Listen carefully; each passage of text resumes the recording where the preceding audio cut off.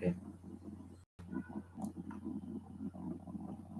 So in addition to that, we were able to see, for example, the risk mitigation and also even the risk management initiative or frameworks that a Treasury Department can put in place to be able to identify, to measure, and also to put in place the appropriate hedging risk, hedging measures, and also the risk mitigation measures in each kind of risk or in each type of risk. We're able to see, for example, identification, we're able to see how to identify the repricing gaps and also the different types of basis risk. We looked at real life scenarios and even hypothetical scenarios and case studies. We're able to look at a bank's an hypothetical bank's balance sheet affected by the different types of risk and what in these cases, in each case, the Treasury Department can put in place different risk mitigation measures to be able to curb such risks.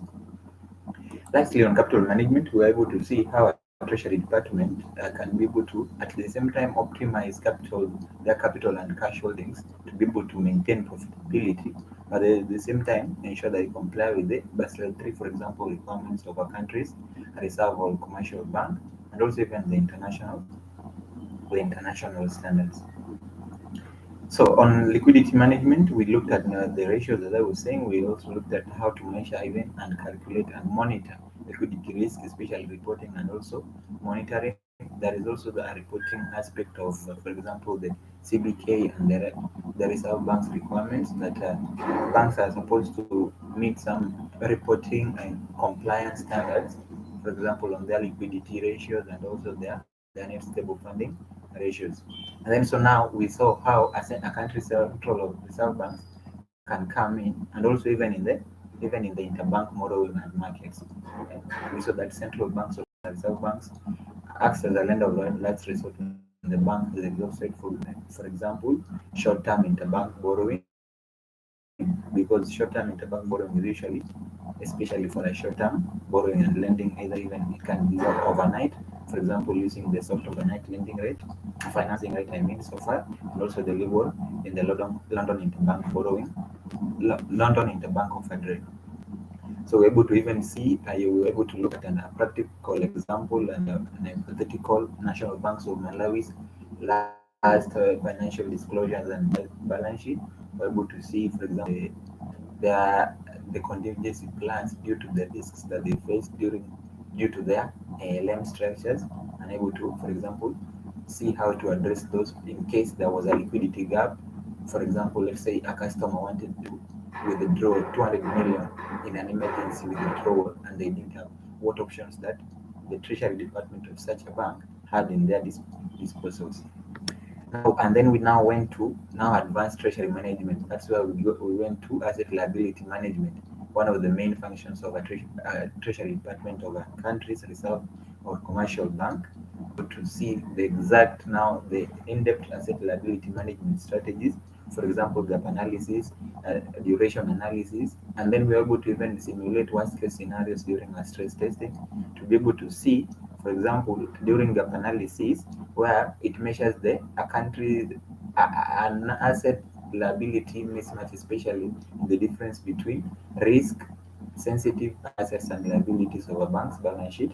And also we're able to do duration analysis where there is a in the time, for example, of entering into a transaction and the point at which the transaction needs to be settled or finalized, that there could be a gap, and that gap is called duration analysis, and it could lead to some risk. And then we're able to, for example, in each case of the analysis, both in the mismatches in the values of the rates of the rate sensitive assets and liabilities, we're able to simulate some worst case scenarios during a stress testing. And now, for example, to evaluate if that particular bank was resilient enough to withstand such a worst case scenario, especially during extreme conditions, during global financial crisis, during political crisis, during liquidity crisis in a country, during economic downtimes and general economic distress that may face a bank's operating environment.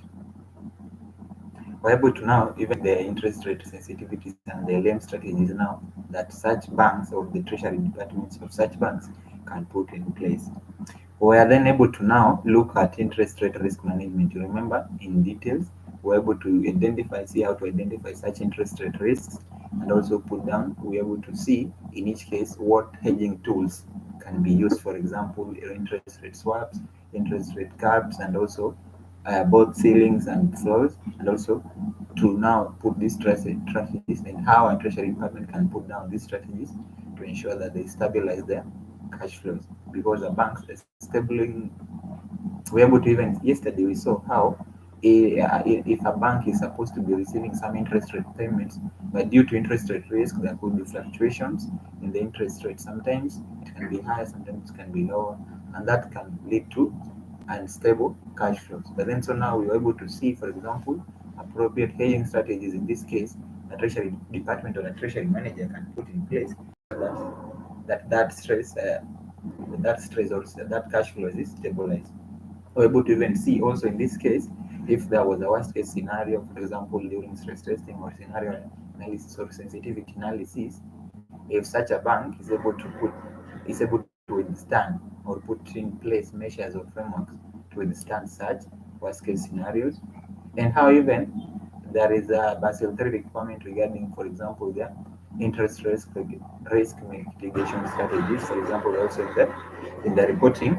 And also the Basel III, we said that it also requires it as a requirement and a component that banks are supposed to monitor the IRRB, that is the interest rate in their banking books, IRRBB. Okay. We designed, for example, we looked at a hypothetical situation, we're able to design a hedging strategy on each case of a worst case scenario, what now a treasury manager or the treasury department of a reserve or central bank may be able to do, for example, in putting up interest rate swaps and also options and also futures contracts. We're able to see now. Next we went to currency and forex risk, and we saw this was special because it mainly causes banks that have international, especially banks that have international subsidiaries. In this case, we were able to see how forex risk, due to the currency fluctuations and also the discrepancies between the currency values of one country and another, can affect a bank's balance sheet, especially banks that hold foreign dominated assets and liabilities. But in each case, we're able to see the appropriate hedging strategies that a bank can use to hedge themselves against such currency and forex fluctuations and volatilities. For example, we're able to see how to use forward swaps and options in each case to stabilize or risk mitigate or hedge against the exposure to such risk, such forex risk fluctuations. Also, for example, we were able to see how a bank can diversify their currency holdings or their foreign currency holdings, especially, for example, to not just invest in one currency or a few currencies, but to diversify across different currencies and portfolio. And that also even lead to arbitrage opportunities that banks and traders, for example, treasury managers can exploit to make profit. And from that, we can even be able to see, for example, how to rebalance their strategies, what we call natural hedging. In this case, trying to balance, for example, the points at which you receive and make some payments. You receive payments and also make payment. If you are servicing a loan and also even receiving some receipts in terms of interest and principal payments, then you can be able to align or match this to be able to reduce your exposure to such forex risk. We're able to even at length see how to even measure the value at risk, as the value of your, for example, long or short position times the historical volatility as measured times a Z score, to get the value at risk and to know how much value of the long position that you hold is at risk, what we call portfolio at risk or portfolio value, that is portfolio value at risk. And in each case, also we saw how to use the different hedging and risk mitigation strategies on each. And then we were able even to simulate a real world, a real life scenario of, for example, the JP Morgan Chase Bank and also even the HSBC Bank in Japan. Remember, we're able to see that. Then, the day before yesterday, we also looked at now, after forex and currency risks, we went now into the in-depth capital adequacy and the regulatory compliance of banks and the reserve banks, treasury departments, how they comply to the capital adequacy, for example, requirements by a country reserve or central bank. We in depth looked at the ratios, for example, the Basel III ratios that we saw even each three components, all there were there four components of the Basel III component requirements. That is the CET1, AT1, and also any tier two requirements. Then we looked at the now the for example the TCR requirement and also the counter cyclical buffer requirements and also even the other that is imposed especially during banks during to banks on imposed on banks by a country's reserve or central bank, especially during periods of economic downtimes and economic distress to discourage, for example, excessive lending, and also an additional percentage, and it's called countercyclical buffering, that is imposed to banks on by the country's reserve or commercial bank to discourage them from suffering losses. For example, an additional 2.5% in addition to the 4.5% in risk-weighted assets that they are supposed to already meet in terms of their common equity one requirements, especially during periods of, let's say, their countries is going an inflation or a period of economic distress. We're able to even see, you remember how we were able to see how KCB was able to, KCB Bank, when they even ended up missing out or skipping on their dividend payments. That was one strategy of meeting their capital adequacy requirements by the Central Bank of Kenya in this.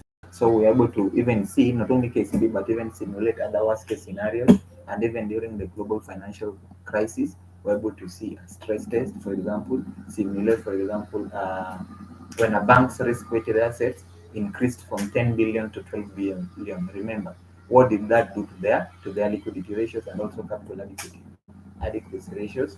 For example, their tier one capital requirements, the CET1, the additional tier one, the total capital ratio, and also the counter-cyclical buffering and other ratio requirements by the country's central bank or reserve banks. Next, we now went to treasury risk management yesterday, where we were able to now look at for example, we even tried to build a comprehensive framework of what a country's treasury risk department can do, for example, to identify, also to measure, not just identify, but to measure.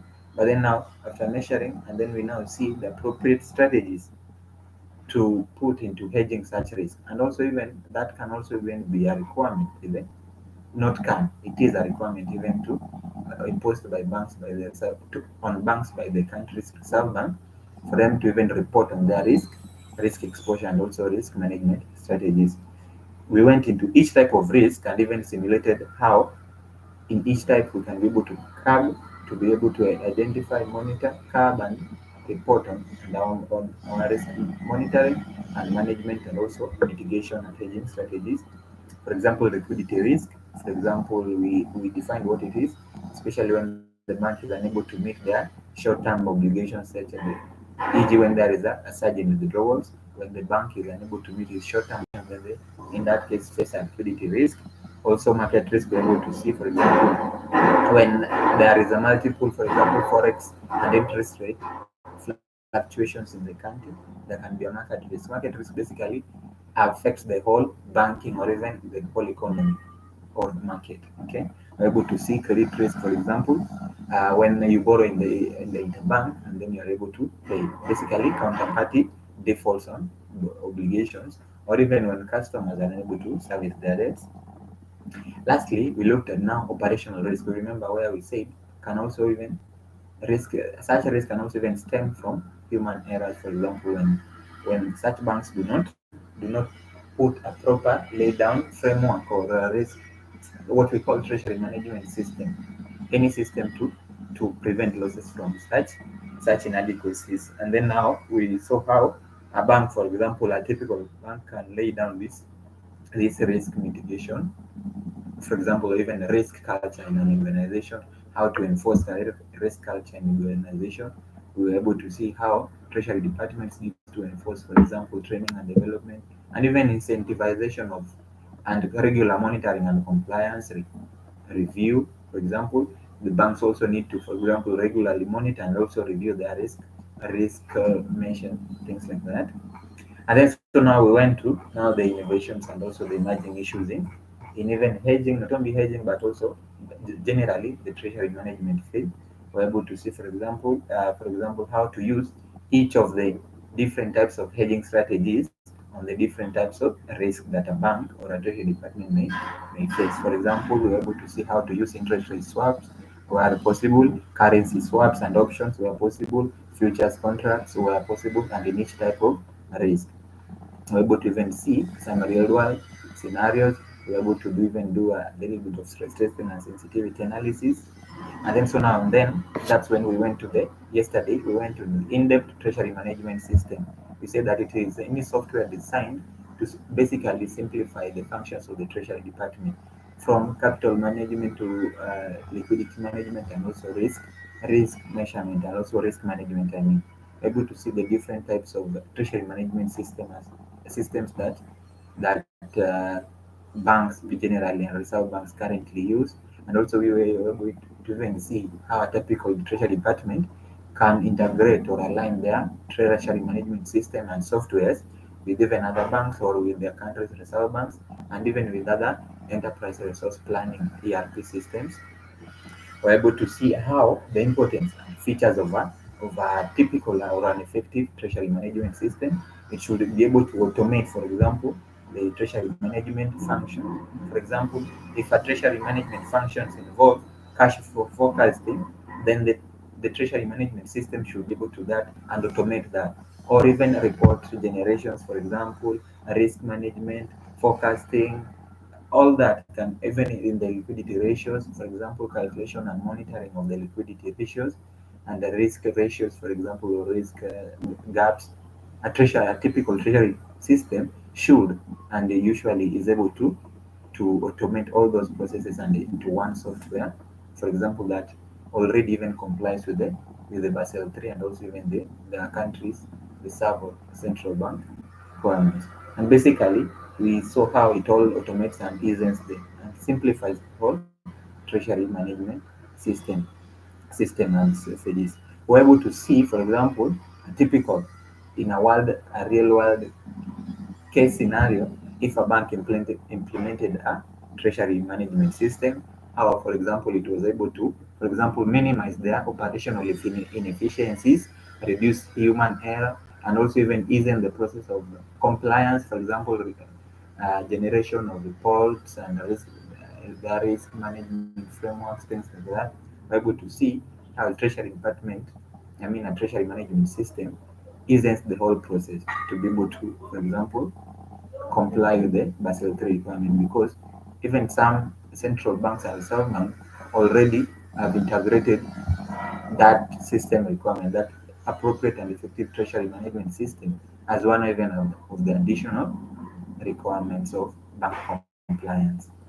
And also, for example, in the different functions of a particular reserve bank's functions, for example, on bank supervision. And then we were able to now finally cap the whole unit, now looking at the broader treasury optimization and strategy.